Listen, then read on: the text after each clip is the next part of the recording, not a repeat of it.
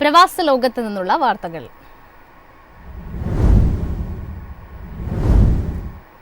America നാടുകടത്തിയ ഇന്ത്യക്കാർ തിരിച്ചെത്തി. 100-ലധികം അനധികൃത കുടിയേറ്റക്കാരുമായി അമേരിക്കൻ സൈനിക വിമാനം അമൃത്സർ വിമാനത്താവളത്തിൽ ഇറങ്ങി. അമേരിക്കയിൽ നിന്ന് തിരിച്ചയച്ച ഇന്ത്യൻ കുടിയേറ്റക്കാരെ വഹിച്ചുകൊണ്ടുള്ള US സൈനിക വിമാനം ഇന്നുച്ചയ്ക്ക് അമൃത്സറിലെ ശ്രീ ഗുരു രാംദാസ് ജി അന്താരാഷ്ട്ര വിമാനത്താവളത്തിൽ ഇറങ്ങി. ടെക്സാസിലെ സാൻ അന്റോണിയോ വിമാനത്താവളത്തിൽ നിന്ന് ഇന്നലെയാണ് ഇന്ത്യയിലേക്കുള്ള ആദ്യ വിമാനം പുറപ്പെട്ടത്. വിമാനത്താവളത്തിൽ വലിയ ജനക്കൂട്ടമാണ് ഉണ്ടായിരുന്നത്. പഞ്ചാബ്, ഹരിയാന, ഉത്തർപ്രദേശ്, ഗുജറാത്ത്, മഹാരാഷ്ട്ര എന്നിവിടങ്ങളിൽ നിന്നുള്ളവരാണ് വിമാനത്തിലുണ്ടായിരുന്നത്.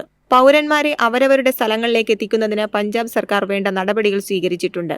അമൃത്സർ വിമാനത്താവളത്തിലെത്തുന്ന ആളുകളുടെ രേഖകൾ പരിശോധിക്കുന്നതിനും മറ്റുമായി പ്രത്യേക കൗണ്ടറുകൾ തുറന്നിട്ടുണ്ടെന്ന് പഞ്ചാബ് സർക്കാർ അറിയിച്ചു.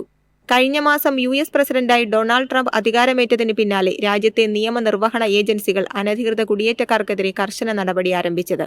ഇതിന്റെ ഭാഗമായാണ് ഇന്ത്യക്കാരുടെ നാടുകടത്തൽ. News desk MyFin TV. വേതന സംരക്ഷണ വ്യവസ്ഥകൾ പുതുക്കി സൗദി അറേബ്യ. വേതന സംരക്ഷണ രേഖകൾ അപ്ലോഡ് ചെയ്യുന്നതിനുള്ള സമയപരിധി 30 ദിവസമാക്കി കുറച്ചു.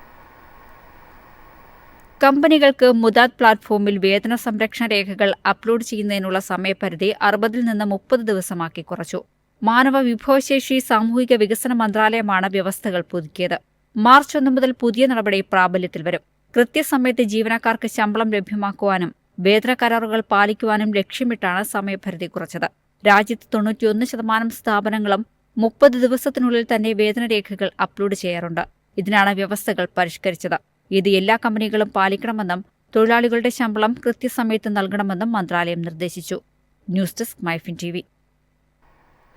ഖത്തറിൽ വ്യാവസായിക, ലോജിസ്റ്റിക്, വാണിജ്യ മേഖലകളിൽ വാടക ഇളവ്. വാടക നിരക്കിൽ 50% വരെയാണ് വാണിജ്യ വ്യവസായ മന്ത്രാലയം ഇളവ് പ്രഖ്യാപിച്ചത്. ഖത്തറിലെ വ്യാവസായിക മേഖലകൾ, ലോജിസ്റ്റിക്സ്, വെയർഹൌസിംഗ് പാർക്കുകൾ എന്നിവയുടെ പ്രധാന ഡെവലപ്പറും ഓപ്പറേറ്ററുമായ മനാടെക്കുമായി സഹകരിച്ചാണ് വാണിജ്യ വ്യവസായ മന്ത്രാലയം ഇളവ് പ്രഖ്യാപിച്ചത്. 5 വർഷത്തേക്കാണ് ഇളവ് അനുവദിച്ചിരിക്കുന്നത്. Jery Al Samur logistics park, ചെറുകിട ഇടത്തരം വ്യവസായങ്ങൾ, Al Wakra logistics park, Aba Saleel logistics park, Mesaieed industrial area എന്നിവിടങ്ങളിൽ വാടക കുറയും. വ്യാവസായിക സോണിൽ ഒരു ചതുരശ്ര മീറ്ററിന് പ്രതിവർഷ വാടക 10 ഖത്തർ റിയാലിൽ നിന്ന് 5 ഖത്തർ റിയാലിലേക്ക് കുറയും. ലോജിസ്റ്റിക്സ് പാർക്കിൽ ഒരു ചതുരശ്ര മീറ്ററിന് 20 ഖത്തർ റിയാലിൽ നിന്ന് 15 കുറയും. വാണിജ്യ പ്ലോട്ടുകൾക്ക് വാടക ഒരു ചതുരശ്ര മീറ്ററിന് 100 ഖത്തർ റിയാലിൽ നിന്ന് 50 ഖത്തർ റിയാലായി കുറയും. പുതുക്കിയ വാടക നിയമം 4000-ലധികം നിക്ഷേപകർക്ക് ഗുണകരമാവും. ദേശീയ സാമ്പത്തിക വളർച്ചയെ പിന്തുണയ്ക്കാനും സ്വകാര്യ മേഖലയുടെ പങ്ക് ശക്തിപ്പെടുത്താനും നിക്ഷേപകരെ ആകർഷിക്കാനുമാണ് വാടക ചട്ടം പരിഷ്കരിച്ചത്. News desk MyFin TV. Gaza ഏറ്റെടുക്കാൻ US തയ്യാറാണെന്ന പ്രഖ്യാപനവുമായി ട്രംപ്. ഗാസയിൽ പിരിമുറുക്കങ്ങൾ സൃഷ്ടിക്കാനാണ് ട്രംപിന്റെ പദ്ധതിയെന്നും അതിന് അനുവദിക്കില്ലെന്നും ഹമാസ്.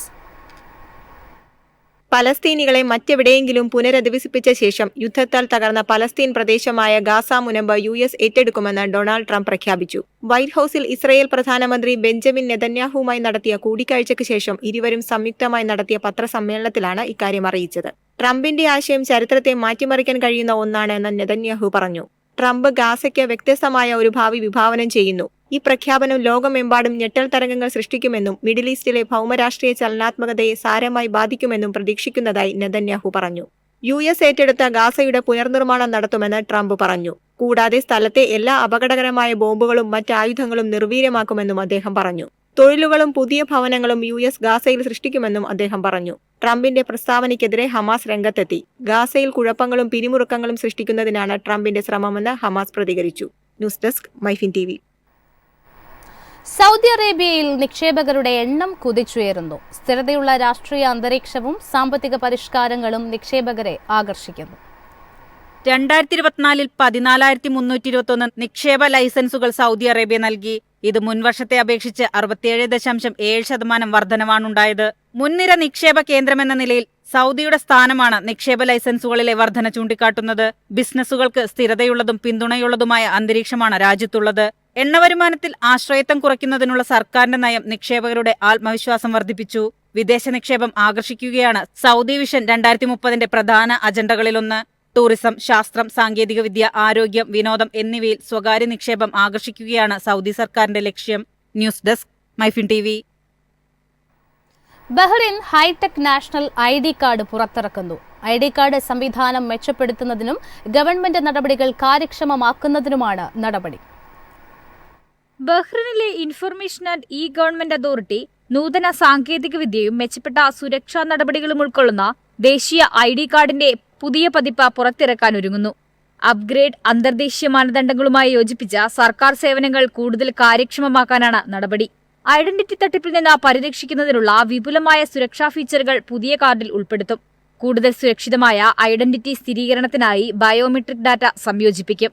സർക്കാർ ഏജൻസികളുമായുള്ള ഓൺലൈൻ ഇടപാടുകൾ വേഗത്തിലും തടസ്സങ്ങളില്ലാതെയുമാക്കി വിപുലീകരിച്ച ഡിജിറ്റൽ സേവനങ്ങളെ കാർഡ് പിന്തുണയ്ക്കും. അടിയന്തര കാരണങ്ങളില്ലെങ്കിൽ പുതുക്കുന്നതിന് മുമ്പ് നിലവിലുള്ള ID കാർഡുകൾ കാലഹരണപ്പെടുന്നതുവരെ കാത്തിരിക്കണമെന്ന് പൗരന്മാരോടും താമസക്കാരോടും അധികൃതർ നിർദ്ദേശിച്ചിട്ടുണ്ട്. News desk MyFin TV.